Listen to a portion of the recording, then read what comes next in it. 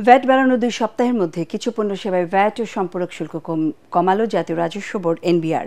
এই তালিকায় রয়েছে ফোন সেবা, রেস্তোরাঁ, নিজস্ব ব্র্যান্ডের পোশাক, মিষ্টি, নন এসি হোটেল, ওয়ার্কশপ সহ আরও বেশ কয়েকটি পণ্য।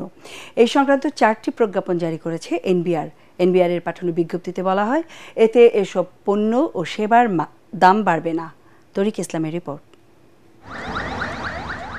এ মাসে 9 জানুয়ারি বেশ কিছু পণ্য ও সেবার ভ্যাট, সম্পূরক শুল্ক ও আবগারি শুল্কের হার পুনর্নির্ধারণ করে জাতীয় রাজস্ব বোর্ড এনবিআর, যা নিয়ে ক্ষোভ জানান ব্যবসায়ী প্রতিনিধিরা।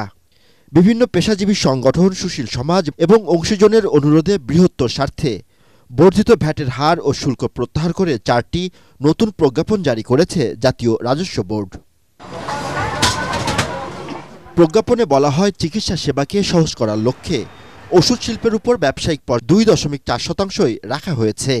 ফলে ভোক্তা পর্যায়ে বাড়বে না ওষুধের দাম। মোবাইল ফোন ও আইএসপি সেবার উপর বর্ধিত বা নতুন আরোপিত সম্পূরক শুল্ক সম্পূর্ণ প্রত্যাহার করা হয়েছে।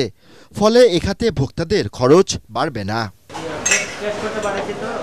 একই সাথে প্রত্যাহার করা হয়েছে হোটেল রেস্টুরেন্টের সকল খাবারের উপর আরোপিত ভ্যাট। আগের দামেই রেস্টুরেন্টে খাবার গ্রহণ করতে পারবেন ভোজন রসিকরা।